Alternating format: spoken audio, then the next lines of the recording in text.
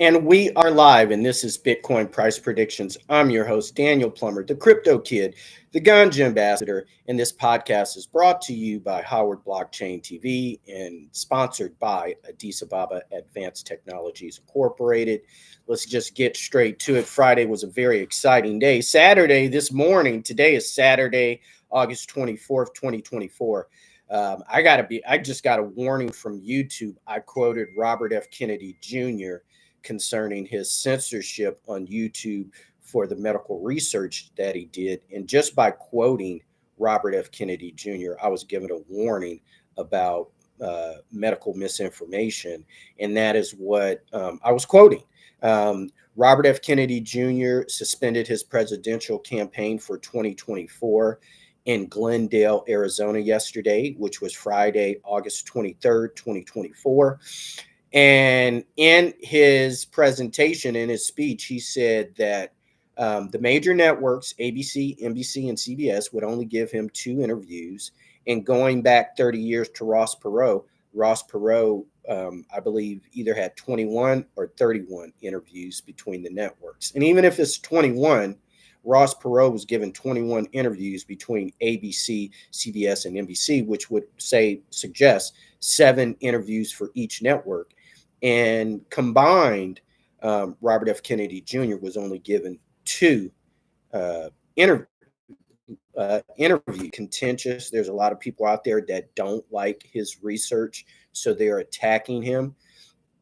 But I find it strange that his content is being flagged on YouTube and is being removed when he is providing um, uh, money to fund medical research. He's not conducting research himself. He has no medical degree, neither do I. But if I have a nonprofit organization and we raise money and then we give that money to medical professionals, let's say I went to UC Davis. So UC Davis conducts a lot of medical research through the UC Davis Medical Center. We have the top botany and biology programs in the country. And we conduct a lot of medical research on baboons and primates. And if I were to have a nonprofit organization and I raised, let's say hypothetically, $20 million, and I gave some of the money to UC Davis, and then I also attended Stanford Medical School, Stanford University, and then if I gave, let's say, $10 million, I raised $20 million, I give $10 million to Stanford University, and they divide that money up through the Stanford Medical Center where they conduct research, and then through a particular department that study diseases. And then I do the same thing at UC Davis, and also, let's say, UCSF Medical Center. And those, so let's say I raised $30 million. I give $10 million to UCSF Medical Center, Stanford Medical Center, and UC Davis Medical Center, and they conduct research and then they publish. Um, you can't, like, who has the right to challenge UC Davis, Stanford, and UCSF, um, some of the top medical researchers in the world and in the country, and then flag that information on YouTube and ask YouTube to remove it? I just don't understand how they could do that, but apparently that's there's some policy on being flagged, and so Robert F. Kennedy Jr. Has had his medical research on YouTube and other platforms removed. And so it's baffling. You would think that if he raised money for research and had respected professionals do it, that and then they published it, he'd be able to disseminate that to the public without fear of the content being flagged. But apparently, YouTube has some guidelines that make it possible. And so a lot of his, as he was saying yesterday, information and content on YouTube has been removed. Moving on from that point, he did say that he endorses Donald Trump and that they do differ on a lot of policies, but they agree on a lot of policies. And one of the policies and topics that they agree on is Bitcoin and the use of cryptocurrency. And that's what this program is about. This program is about informing the public of Bitcoin and cryptocurrency and understanding how the future of finance is changing. And, I just, man, Donald Trump has been leading Kamala Harris. He was leading Joe Biden by 8 points. Then they removed Joe Biden mysteriously and put Kamala Harris, who received no votes in the primaries, whereas Joe Biden received 14 million votes. So some polls out there suggested that they've done research and they have Donald Trump 25 points ahead. Well, if Robert F. Kennedy Jr., who's a Democrat,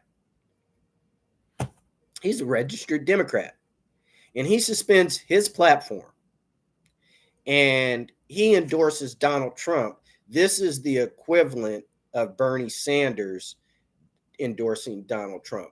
And many people believe that the determining factor in 2016 for Donald Trump winning is that they disenfranchise Bernie Sanders and his voters. And so those voters who were, he was really an independent, and he is an independent. And so his voters then shifted over to Donald Trump. And Bernie Sanders complained about this again in 2020, that the DNC, the Democratic National Committee, has sabotaged his campaign and shown bias once again to Hillary Clinton. Now they've bypassed Robert F. Kennedy Jr. and they've chosen Kamala Harris. And it's traditional that if the president does not run, that the Democratic National Committee will get behind the vice president. But they just did this a couple of weeks ago with Kamala Harris announcing that she's running for president. And so for the last 7 months, why didn't they support Robert F. Kennedy Jr.? Why did they sabotage his campaign? And so when he takes his Democratic voters and then sides with Donald Trump, that's like adding the same amount of points, but greater, because everybody loves the Kennedys, whether you're a Democrat or a Republican. You might not like their policies and stuff like that, but everybody loves the Kennedys. I do. And so this, to me, this is bigger. Like Bernie Sanders was an independent, which is significant. So he probably added 7 to 8 points to Donald Trump to really solidify that win. But everybody loves the Kennedys, and they definitely love Robert F. Kennedy Jr. So Democratic voters are going to follow him. And to me, that is worth more than 7 or 8 points. To me, that has to be worth about 10 points. So whether we don't know exactly what it is, but it's at least the same amount of percentage points, 7 or 8 points, that Bernie Sanders had that moved over to Donald Trump. One has to believe that Robert F. Kennedy Jr. has more pull with the Democratic Party than Bernie Sanders. So he should be able to pull a minimum of 7 to 8 points over to Donald Trump. And so if Donald Trump was with the polls at 25 points, we add 7 points. That gives Donald Trump a 32-point lead. If you just take what Joe Biden had, which was 8 points, and you add 7 points to that, then you're at 15 points. 15 points is double digits with 2 months to go. That's significant. So there's just no way that Kamala Harris is going to be able to close the gap. In Arizona and other states, the attorney generals are fighting for election integrity, and so there, if that's the case, if we have heightened security concerning election integrity, Kamala Harris is not going, not her specifically, but the Democratic Party is not going to have an opportunity to hack into Wi-Fi's, to stuff ballots, to come up with registered dead people, and just all these other shenanigans that occurred in the last election. They're just not going to be able to do that with a lot of public scrutiny, both from the Democratic Party and the Republican Party. So this is just a cursory exercise right now in elections, and so we expect Kamala Harris to continue to trail behind Donald Trump in double digits. So at a minimum of 15 points is where she's behind now. Most people think it's twice that because they don't trust the polls that have been released from CNN and other sources. So with that, this is Daniel Plummer, the Crypto Kid. And let's get to Bitcoin. Bitcoin, with this news, went on another bull surge. So you may not agree with Robert F. Kennedy Jr. His siblings publicly denounced him, and they issued a statement saying that. But Robert F. Kennedy Jr. is his own man. He, his family, his siblings have denounced him in the past. But if you listen to the points he make concerning health in the United States, you listen to his views on the economy and Bitcoin, he has a lot of great ideas that he's going to be able to lend to Donald Trump to strengthen Donald Trump's campaign. And the market responded. Market sentiment is up. I watched for 4 days because I was hoping that the Democratic Party at the National Convention would say something positive for Bitcoin, but they didn't, including Kamala Harris. And so that suggests that she would continue Biden's crypto crackdown. And so the markets positively responded to Robert F. Kennedy Jr. endorsing Donald Trump. And Bitcoin is now at 64,394 US dollars. Ethereum is up another $30 to 2,749 US dollars. It'll probably fluctuate over the weekend during overnight trading, but that's okay. The markets are happy. I saw some headlines on social media that about Robert F. Kennedy Jr. because they know he's a crypto guy, and supposedly his speech on Bitcoin at the Nashville Bitcoin conference was very eloquent, and he is a very articulate and eloquent and intelligent man. So the markets, when they found out he endorsed Donald Trump, they just went crazy. They're on a bull run. We're expecting a strong bull run, and we don't. I mean, Kamala Harris has a struggling campaign. So even if she releases negative statements against Bitcoin, it'll probably have a temporary dip on that, like probably during daily trading. You should continue. This is not financial advice. I'm not a licensed broker for commodities. I don't have a Series 6, 7, any of these things. So nothing I say is actual advice that you should get in the market on. But one would think that with Robert F. Kennedy Jr. supporting Bitcoin and being very supportive of it, J.D. Vance is very supportive of Bitcoin, Donald Trump is very supportive of Bitcoin, that we're going to expect a bull market all the way in to the election, which is November 5th. I just expect now Bitcoin to be able to hold on to its gains despite the SEC making any crackdowns in the next 2 months right before the election.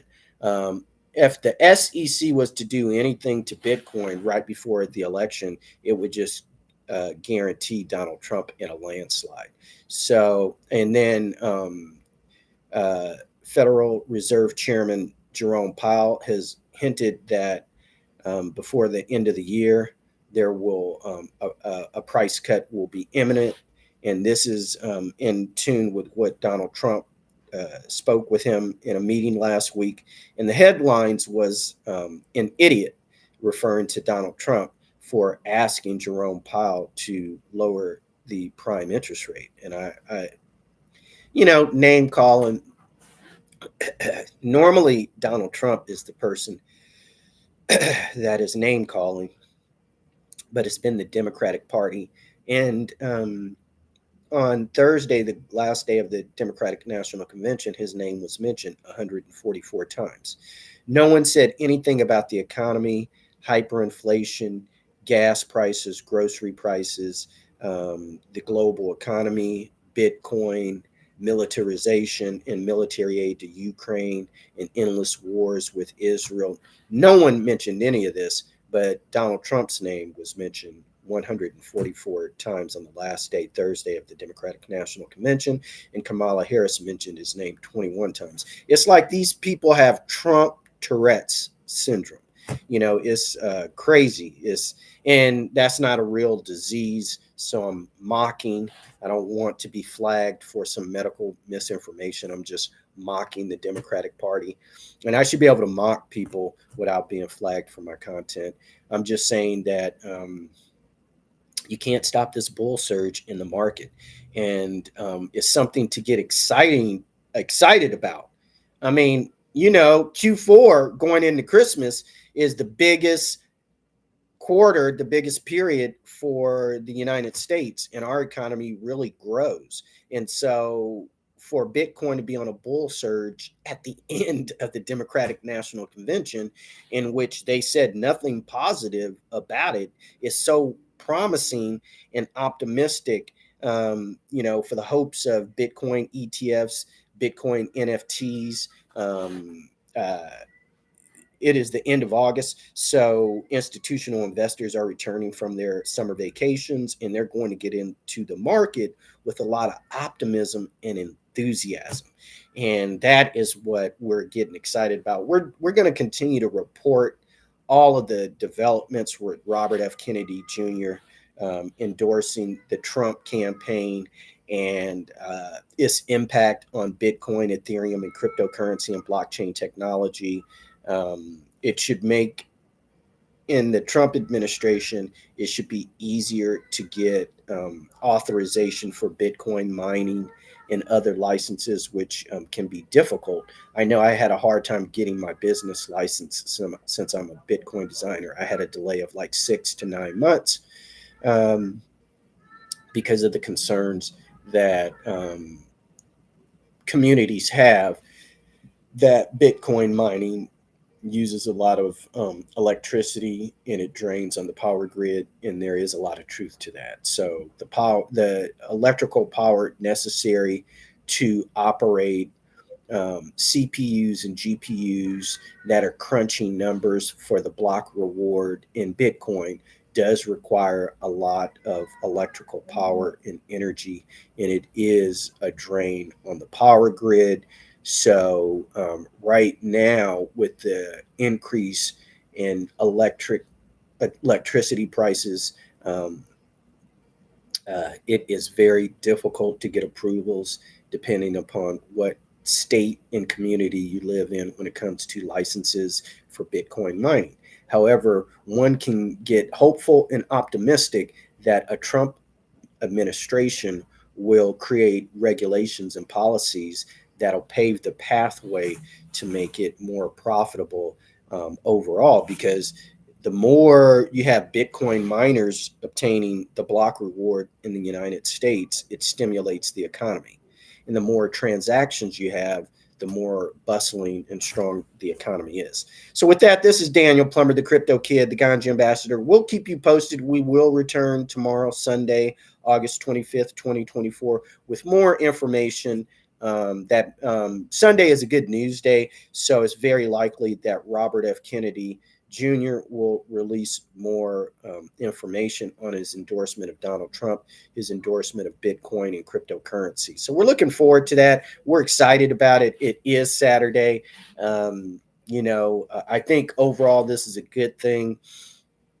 I believe that this is a good day and a new day for Robert F. Kennedy Jr. and the Trump campaign and Donald Trump. So we'll keep you informed. We will report on this.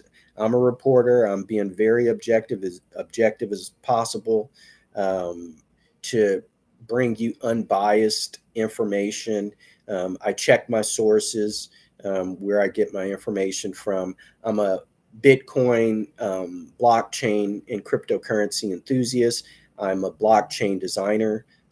My master's of science and mathematics from Howard University. I did my master's thesis on Bitcoin, cryptocurrency, and secure hash algorithms. And that 50-page thesis was published by ProQuest in 2019, and it is available if you'd like to check that out. So with that, this is Daniel Plummer, the Crypto Kid, the Ganja Ambassador, saying God bless you. And then remember, the future is crypto.